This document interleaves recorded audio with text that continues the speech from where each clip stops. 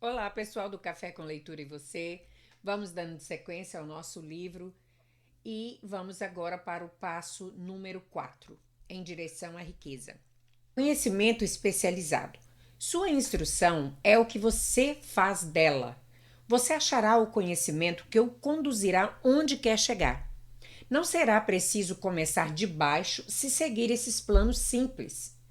Há duas espécies de conhecimento: o geral e o especializado.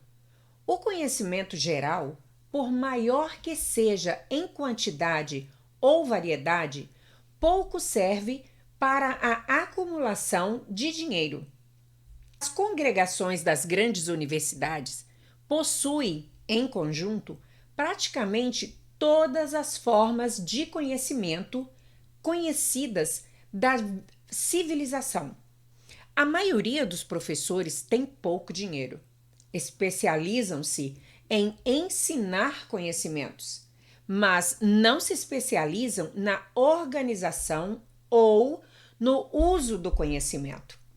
O conhecimento não atrai dinheiro, a não ser que seja organizado e inteligentemente dirigido através de planos de ação práticos, com o objetivo definido de acumular dinheiro.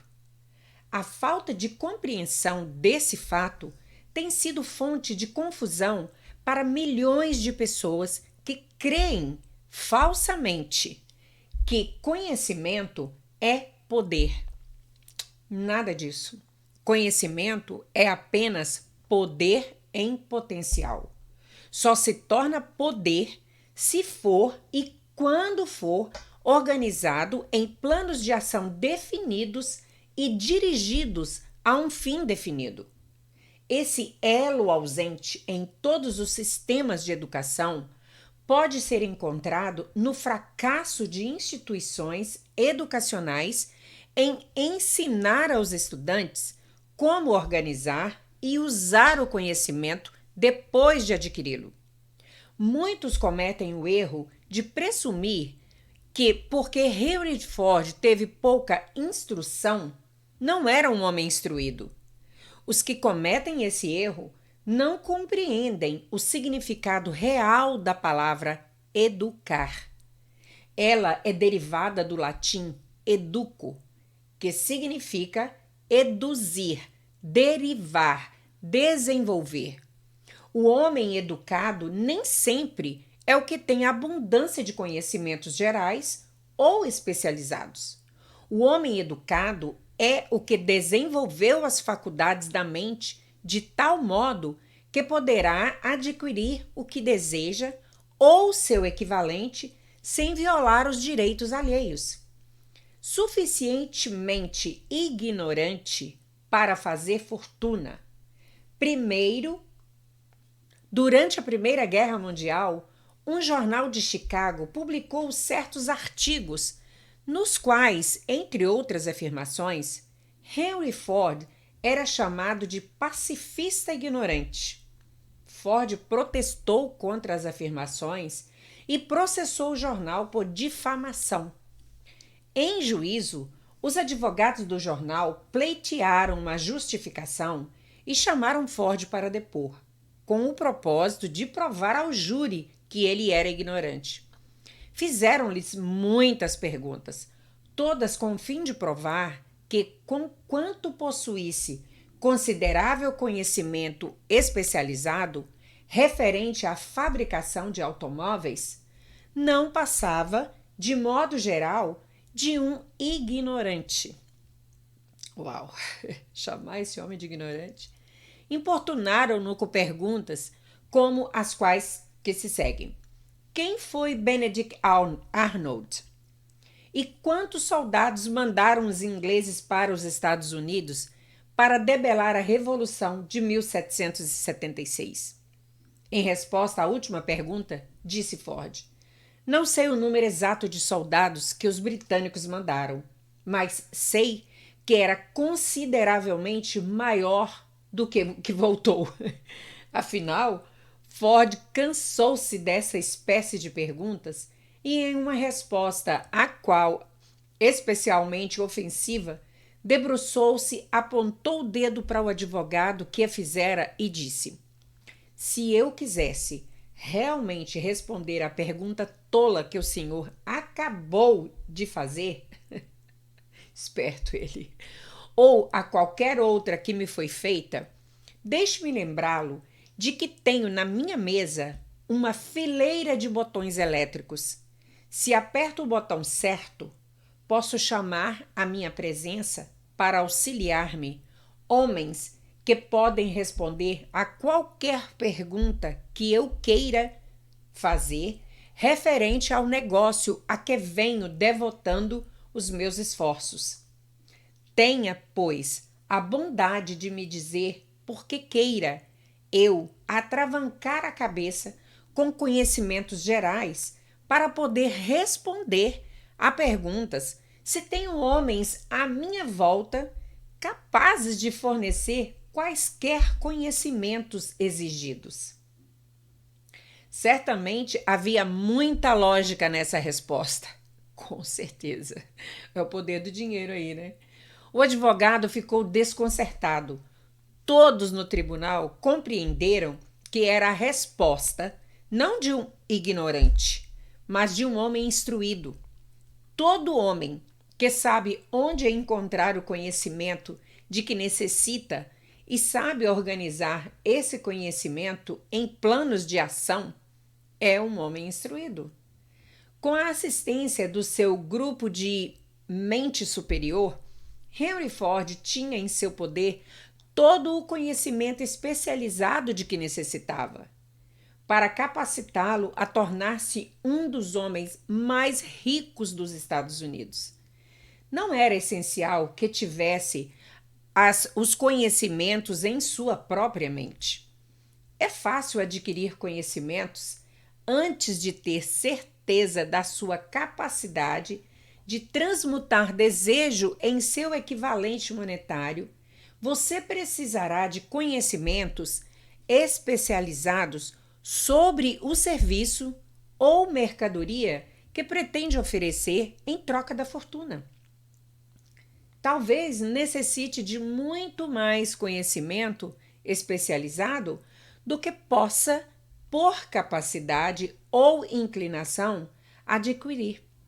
Nesse caso, sua fraqueza pode ser remediada pelo auxílio do grupo de mente superior. O acúmulo de grandes fortunas exige poder, e esse é adquirido através de conhecimentos altamente organizados e inteligentemente dirigidos. Mas esses conhecimentos não precisam obrigatoriamente estar na posse do homem que acumula a fortuna. O parágrafo anterior deve dar esperança e coragem ao homem que tem a ambição de acumular fortuna, que não possui a necessária instrução para ter o conhecimento especializado de que possa precisar. Às vezes, homens atravessam a vida sofrendo de complexos de inferioridade, por não serem homens de instrução. O homem que sabe organizar e dirigir um grupo de homens de mente superior, possuidores do conhecimento necessário na acumulação de dinheiro, é tão instruído quanto qualquer um do grupo. Thomas Edison só teve 3 meses de instrução escolar em toda a vida. Eu não sabia. Não lhe faltou educação, nem morreu pobre. Henry Ford pouco mais teve que o 2º ano primário. No entanto, saiu-se muito bem do ponto de vista financeiro. Conhecimento especializado é uma das formas mais difundidas e baratas de serviço que se possa encontrar. Se duvidar, consulte a folha de pagamento de qualquer universidade. Onde encontrar conhecimentos? Antes de mais nada, resolva o tipo de conhecimento especializado que precisa e o fim para o qual é necessário. em grande parte, será seu objetivo principal na vida, o fim pelo qual trabalha, que iria a determinar o conhecimento exigido. Desculpa, mas às vezes é necessário dar uma paradinha para tomar uma água. Resolvida essa questão, o passo seguinte exige que você tenha informações precisas sobre fontes de conhecimento fidedignas. Dessas, as mais importantes são: primeira, a experiência e educação próprias. 2. Experiência e educação acessíveis através da cooperação de outros, aliança da mente superior. 3. Faculdades e universidades. 4. Bibliotecas públicas, em livros e revistas em que pode ser encontrado todo o conhecimento organizado pela civilização. 5. Cursos especiais de treinamento, em escolas noturnas e cursos domiciliares em especial. Ao ser adquirido, o conhecimento precisa ser organizado e aplicado para um objetivo definido, através de planos práticos. O conhecimento só tem valor pelo que se aproveita de sua aplicação a um fim útil. Se você pensa em instrução adicional, resolve primeiro qual o objetivo do conhecimento que procura. Depois, indague onde obter esse determinado tipo de conhecimento. Homens de sucesso em todas as profissões jamais param de adquirir conhecimento especializado, relacionado com seu principal propósito. Desculpa, gente, mas eu tomei água e aqui ficou molhado, molhei o queixo. Principal propósito, negócio e profissão. Os que não têm sucesso geralmente cometem o erro de acreditar que o período de aquisição de conhecimentos termina ao terminar a escola. A verdade é que a instrução escolar pouco mais faz que encaminhar a pessoa no sentido de aprender a adquirir conhecimento prático. A ordem do dia é a especialização. Essa verdade foi salientada por Robert Moore, ex-diretor de colocações na Universidade de Colômbia, numa notícia de jornal. Especialistas mais procurados. Particularmente procurados por companhias de colocações são os candidatos que se especializaram em algum campo, diplomados em escola de comércio, com curso de contabilidade e estatística, engenheiros de todas as espécies, jornalistas, arquitetos, químicos e também dirigentes excepcionais e homens de atividades da classe adiantada. O homem ativo na universidade, cuja personalidade faz com que se dê bem com todos e que foi bem nos estudos, tem uma superioridade marcante sobre o estudante estritamente acadêmico. Alguns desses, por suas qualificações variadas, receberam inúmeras ofertas de cargos, alguns até em número de 6.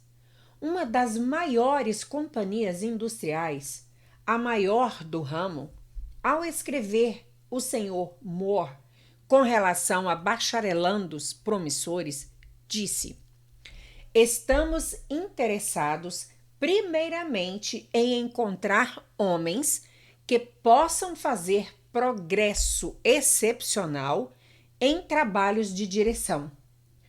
Por essa razão, acentuamos as qualidades de caráter, inteligência e personalidade muito mais que as de conhecimentos específicos. Desculpa. Propondo um sistema de aprendizado de estudantes em escritórios, lojas e indústrias durante as férias de verão, o Sr. Moore declarou que depois de 2 ou 3 anos de faculdade, todo estudante deveria ser convidado a escolher um curso futuro definido e parar se estava apenas passando agradavelmente, sem nenhum propósito, por um currículo acadêmico geral.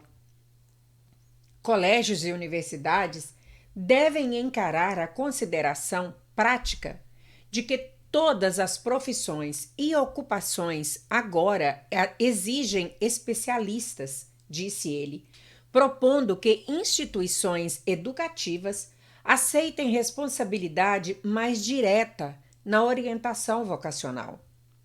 Uma das fontes de conhecimento mais honestas e práticas, acessíveis aos que precisarem de instrução especializada, são os cursos noturnos que funcionam na maioria das grandes cidades. Cursos por correspondência fornecem treinamento especializado em todos os lugares onde chega o correio norte-americano. Pausa, gente. Esse livro foi escrito numa época onde não havia cursos online.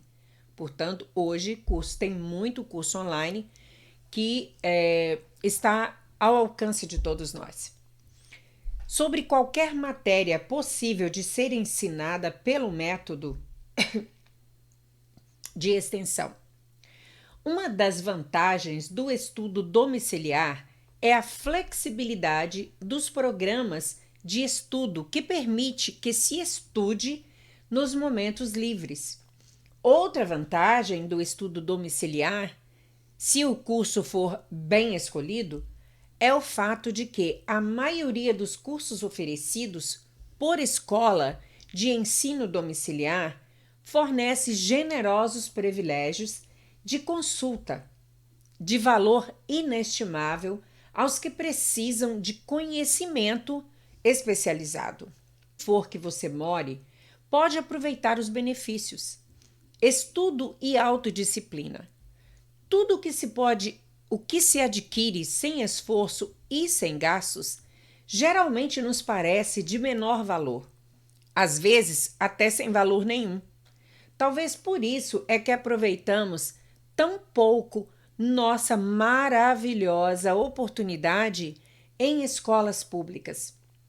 A autodisciplina, que se recebe de um programa definido de estudo especializado, compensa, até certo ponto, a oportunidade perdida, quando o conhecimento pode ser adquirido sem gastos. Escolas por correspondência são instituições comerciais altamente organizadas. As taxas de inscrição são tão baixas que são forçadas a insistir em pagamentos rápidos. Sendo obrigado a pagar, tenha o estudante boas notas ou más. O efeito é de seguir o curso até o fim, quando de outra maneira desistiria. As escolas, por depressão limitar o mercado a ponto de não lhe proporcionar a renda necessária,